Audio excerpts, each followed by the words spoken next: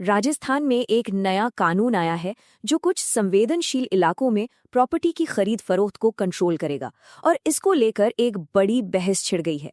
कुछ लोग कह रहे हैं कि ये एक सुरक्षा कवच है, तो कुछ का मानना है कि ये एक विभाजनकारी कदम है। तो चलिए समझते हैं कि ये पूरा मामला आखिर है क्या।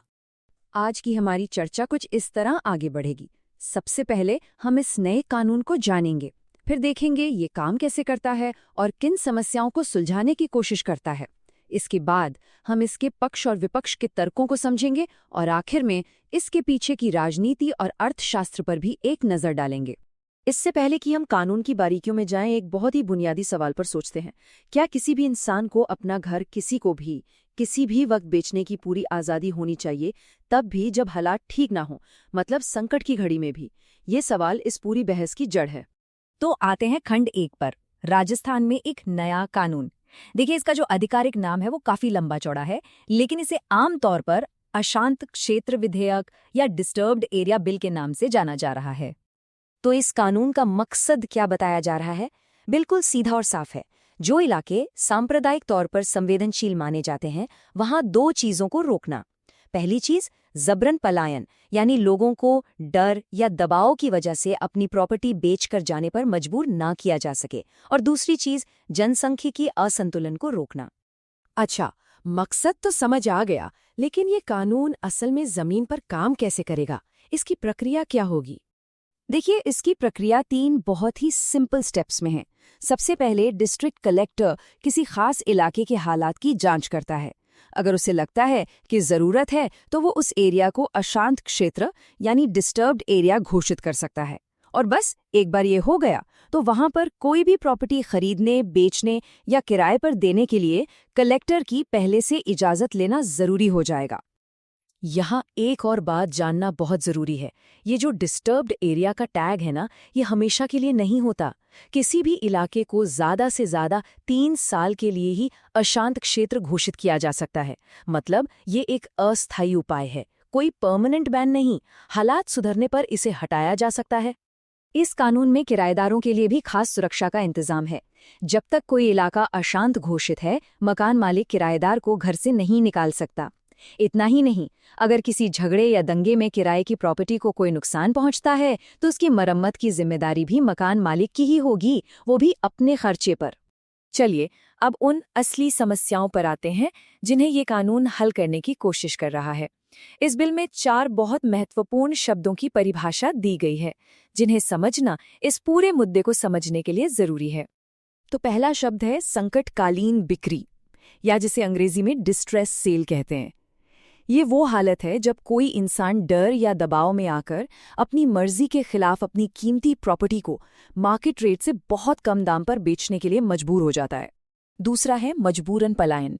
ये वो स्थिति है जब किसी को अपना घर-बार, अपना मोहल्ला छोड़कर इसलिए जाना पड़ता है क्योंकि वहां के हालात इतने खराब हो चुके हैं कि रहना मुश्किल या असुरक्षित हो गया है। ये कानून इसी को रोकने का दावा करता है। तीसरा शब्द है जनसांख्यिकीय असंतुलन। आसान भाषा में कहें तो जब किसी इलाके में एक समुदाय की आबादी दूसरे समुदाय के मुकाबले बहुत तेजी से बदलने लगती है, तो उस जगह का पूरा सामाजिक ताना-बाना ही बदल जाता है। और चौथा है अनुचित समूहीकरण, जो असल में पिछले पॉइंट से ही सीधे सीधे जुड़ा हुआ है। मतलब जब एक समुदाय के लोगों को किसी जगह से मजबूरन हटना पड़ता है, तो जाहिर है वहां दूसरे समुदाय के लोगों का जमावड़ा हो जाता है। ऐसा अक्सर दंगों या तनाव के बाद देखने को मिलता है। तो अब आते हैं इस पूरी चर्चा के सबसे अहम सवाल पर। क्या ये कानून वाकई में लोगों को सुरक्षा देने वाला है या फिर ये समाज को बांटने वाला एक टूल है? इस बहस में एक बहुत बड़ा कानूनी एंगल भी है, और वो ये कि राजस्थान ऐसा कानून बनाने वाला पहला राज्य नहीं है। गुजरात में 1991 से, मतलब लगभग 30 साल से भी ज्यादा वक्त से ऐसा ही एक कानून लागू है। और सबसे बड़ी बात यह है कि आज तक किसी भी अदालत ने उसे असंवैधानिक नहीं ठहराया है। तो देखिए, इस पर 2 अलग अलग नजरिए सामने आते हैं। एक तरफ इसे एक प्रोटेक्टिव शील्ड यानी सुरक्षा कवच की तरह देखा जा रहा है।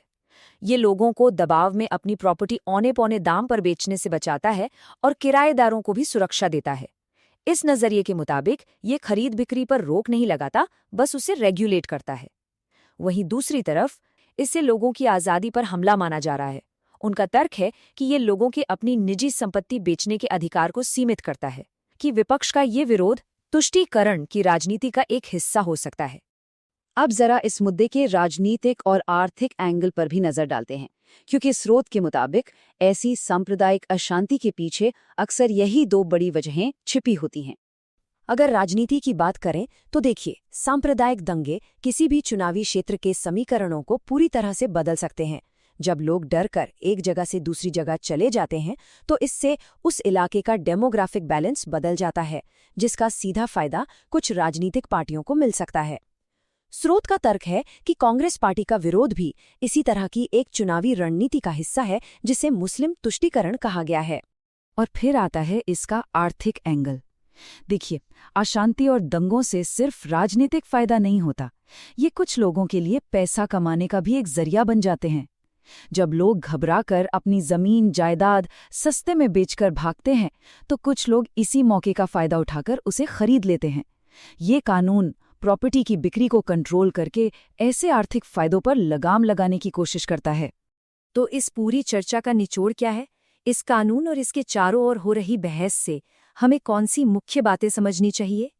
तो सबसे जरूरी बातें ये हैं, ये कानून अशांत क्षेत्रों में प्रॉपर्टी की बिक्री को कंट्रोल करता है ताकि जबरन पलायन को रोका जा सके। इसे घर मालिकों और किराएदारों दोनों के लिए एक सुरक्षा उपाय के तौर पर पेश किया गया है। इसका एक बड़ा मकसद दंगों से होने वाले राजनीतिक और आर्थिक फायदों को खत्म करना भी है। और हाँ, ये याद रखना जरूरी है कि ऐसा ही एक कानून गुजरात में 30 से ज्यादा सालों से लागू है। और आखिर में हम एक बड़े और विचार करने वाले सवाल के साथ इस चर्चा को यहीं समाप्त करते हैं। किसी समाज के मूल चरित्र को बचाने की कोशिश और एक इंसान की अपनी संपत्ति को बेचने की निजी आज़ादी, इन दोनों के बीच वो सही संतुलन वाली रेखा आखिर कहाँ खींची जानी चाहिए?